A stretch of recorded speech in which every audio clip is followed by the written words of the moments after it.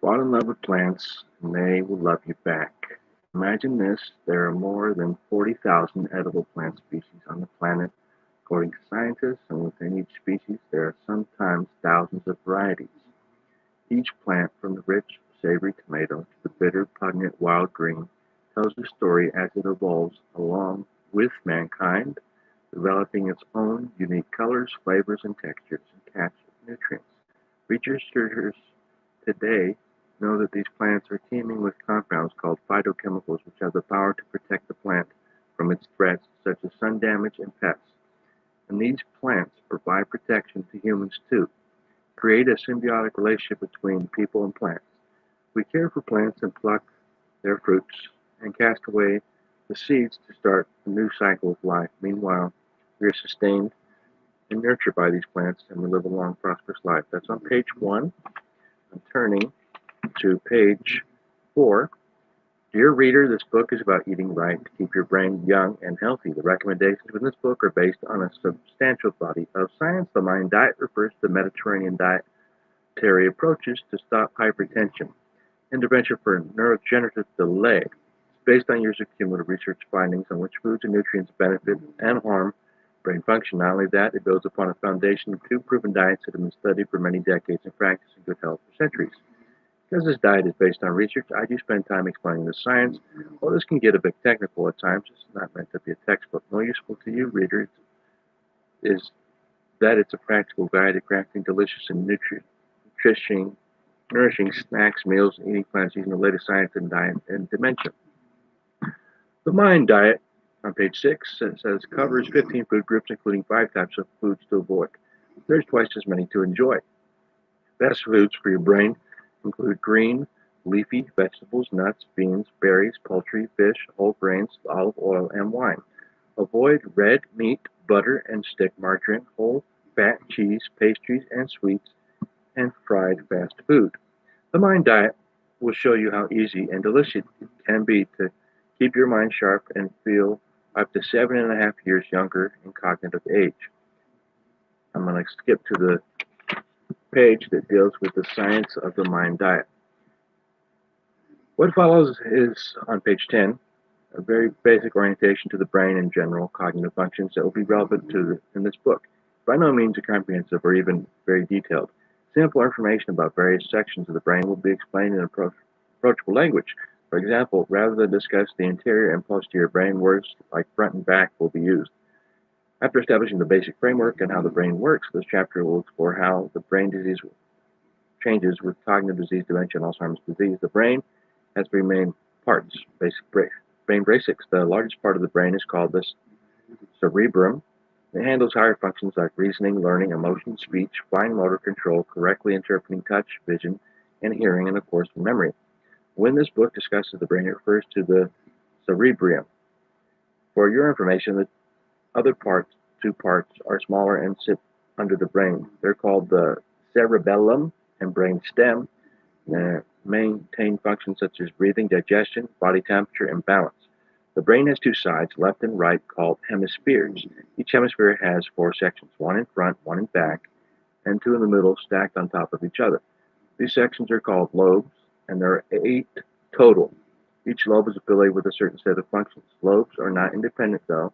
It's important to recognize that just like no man is an island, no lobe can act alone. Brain imaging studies have shown how multiple parts of the brain are active at the same time during any given task. The front lobe, aptly called the frontal lobe, just wait, they aren't all named with as much common sense, is the most advanced area of the brain. And if you're interested, frontal lobe is responsible for executive function and may have, if you're Phineas Gage, you might have problems with that area of the brain. You lived a long time ago. Just look it up, Phineas Gage. So I'm going to see if I can find some. What is cognition? To understand what cognitive decline is, important to first identify what cognition is. Simply put, it's thinking. But it's far from simple. Cognition affects how a person understands the world and acts within it. It includes all mental skills for to carry out Flex tasks. How mental fitness gets tested. Mental fitness and decline is measured on 5 basic areas of brain functionality through a variety of tests. 2015 Mind Diet.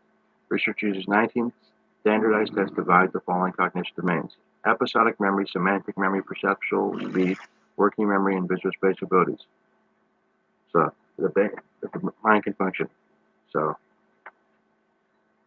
I'm going to try and turn to the menu page where it talks about all the different types of good vegetables. I'll just read the basics. Okay. So let's get it. Okay. So the first one is amaranth. It's not a whole grain. It's a leaf. It's not a leaf.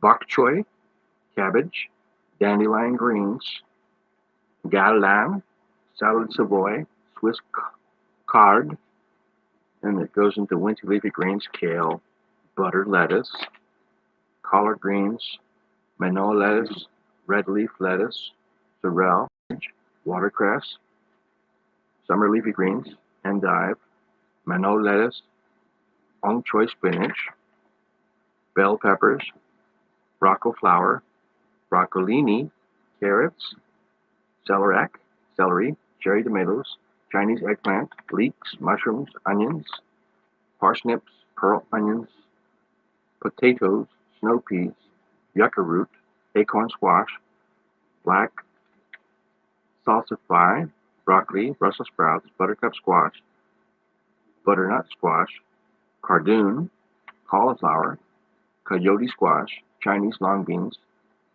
delicata squash, bacon radish, garlic, ginger, hearts of palm, Jerusalem artichokes, pumpkins, sweet potatoes, turnips, artichokes, asparagus, coyote squash, fennel, fiddlehead ferns, green beans, morel mushrooms, peas, vidalia onions, those are sweet onions, armelian cucumber, beets, Chinese long beans, corn, crookneck squash, cucumbers, eggplant, French beans, garlic, red tomatoes, green beans, heart of palm, okra, peas, radishes. Let me just read a little bit of okra. Slippery when wet, when cooked. Okra tastes great paired with tomatoes and stews. Look for firm, brightly colored pods and refrigerate up to 3 days. Okra is an excellent source of vitamin C, good source of folate and fiber.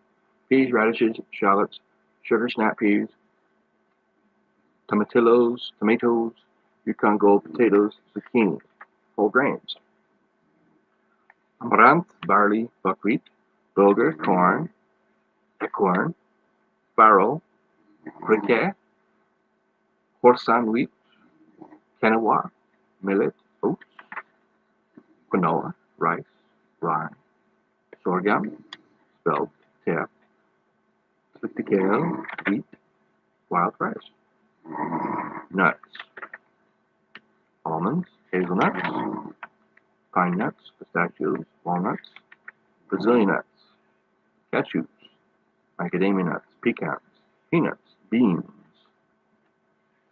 black beans, cranberry beans, green soybeans, edamame, fava beans, red northern beans, red kidney beans, light red kidney beans, lima beans, navy beans, pink beans, pinto beans, Mari beans, berries,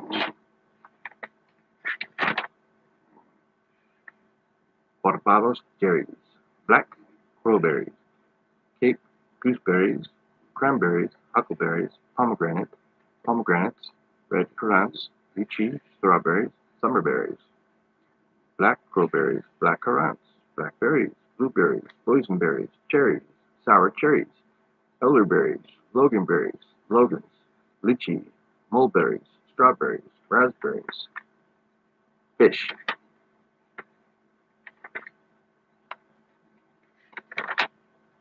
olive oil, wine. Then there's foods that harm the brain. Red meat, if you get too much. I'm supposing you get chemicals from animals that were stressed out because they were treated badly while they were alive. Butter and stick margarine. There's some foods you have to limit because your brain will be affected if you consume too much. So the nutrients, good and bad fats. Good fats. The pyramid trial tested a Mediterranean diet supplemented with healthy fats, either nuts or olive oil, and both were effective in producing higher cognitive scores. Bad fats would be saturated and trans. So those are the things that make it tasty. The other ones make the mind function well. Good fats and bad fats. There's monosaturated and polysaturated. So vitamin E, B vitamins. Is it possible to have too much folate, flavonoids, and carnitinoids? So, large section of recipes. But the key thing would be an index. Good glossary.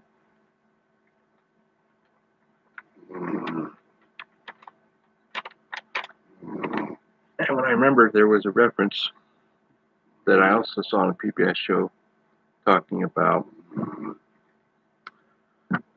this is her book, not my book.